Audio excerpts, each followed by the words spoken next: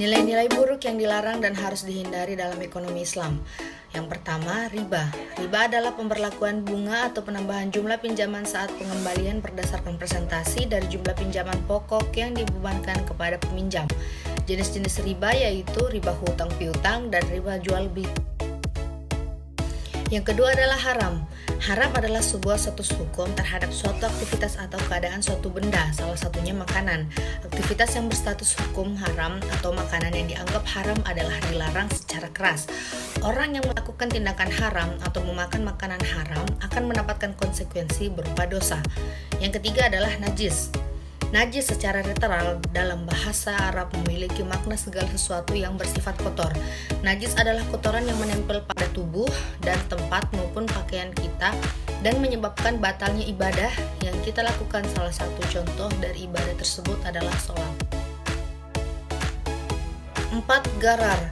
Gharar secara bahasa berarti pertaruhan, al-mukhtahara, dan ketidakjelasan atau al-jahalah. Istilah gharar banyak ditemukan dalam ekonomi Islam karena kegiatannya yang bermaksud proses jual beli.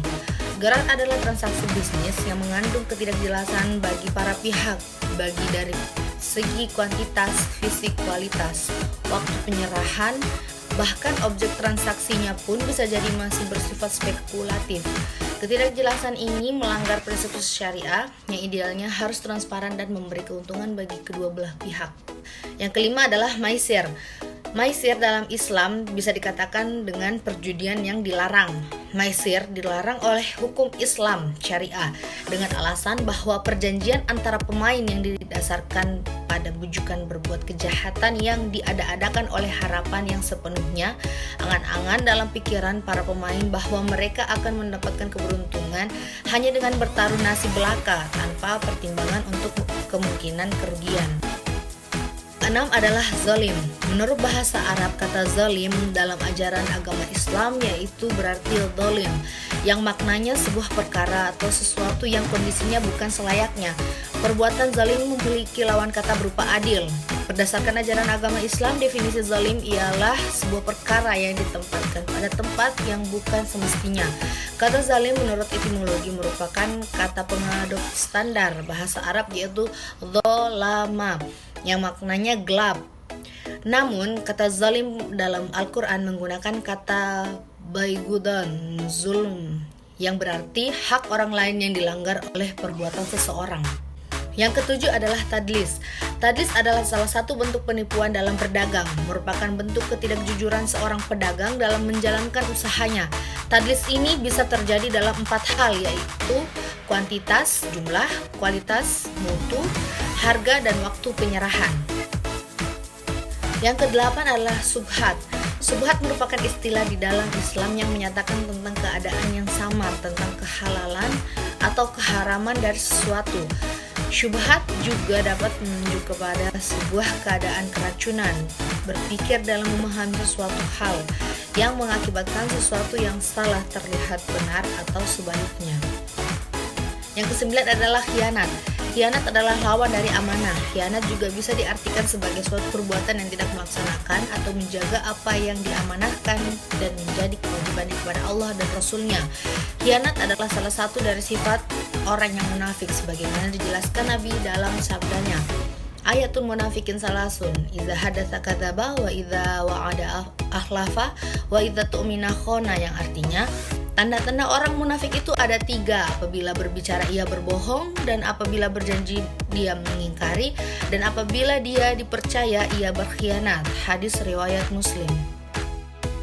Poin selanjutnya adalah nilai-nilai universal yang baik dalam ekonomi Islam. Yang pertama, kebebasan. Dalam sistem ekonomi sosial tidak mengenal kebebasan individual karena segala sesuatunya diatur dan ditentukan oleh negara secara sentralistis. Di dalam sistem ekonomi Islam, masalah kebebasan ekonomi adalah tiang pertama dalam struktur pasar Islam. Kebebasan didasarkan atas ajaran-ajaran fundamental Islam atau dengan kata lain pun oleh manusia sendiri. Yang kedua adalah keadilan. Adil dalam Kamus Besar Bahasa Indonesia diartikan dengan sama berat, tidak berat sebelah, dan tidak memihak, atau bisa juga diartikan tidak melebihi atau mengurangi daripada yang sewajarnya, serta berpihak pada kebenaran. Yang ketiga adalah maslahah. Maslahah adalah mendatangkan segala bentuk kemanfaatan atau menolak segala kemungkinan yang merusak.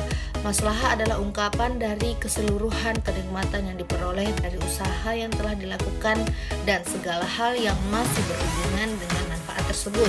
Sedangkan kerusakan merupakan keseluruhan akibat yang merugikan dan menyakitkan atau segala sesuatu yang ada kaitannya dengan kerusakan tersebut. Yang keempat adalah keseimbangan. Keseimbangan adalah tidak berat sebelah, baik itu usaha-usaha kita sebagai individu yang terkait dengan keduniaan dan akhirat, maupun yang terkait dengan kepentingan diri dan orang lain, tentang hak dan kewajiban. Keseimbangan merupakan niat dasar yang mempengaruhi berbagai aspek tingkah laku ekonomi seorang muslim. Yang kelima adalah tolong-menolong. Sikap tolong-menolong adalah sikap dalam kebaikan antar sesama manusia, apalagi dengan saudara seiman. Tolong-menolong yang menjadi prinsip ekonomi Islam. Setiap akad yang dilakukan harus bersifat saling menguntungkan semua pihak yang berakad. Yang keenam adalah persaudaraan dan kebersamaan. Persaudaraan dalam aktivitas ekonomi dan bisnis adalah kebersamaan universal, kepercayaan bahwa sumber daya adalah amanah, kewajiban agar berpola hidup hemat dan sederhana, dan setiap individu memiliki kebebasan yang dapat dipertanggungjawabkan, dan kebebasan tersebut dibatasi dengan kebebasan antar sesama manusia sebagai wujud dari hablum minan nas. Yang ketujuh adalah merata. Ekonomi Islam memiliki konsep distribusi pemerataan kekayaan atau pendapatan secara merata bagi masyarakat, sehingga tidak ada ketimpangan ekonomi yang mencolok di dalam masyarakat. Yang terakhir adalah halalan thayyibah. Halalan thayyibah berasal dari gabungan dua kata dalam bahasa Arab, yaitu halal dan thayyib. Halal memiliki makna sesuatu yang tidak dilarang dalam agama. Lawan kata dari halal adalah haram.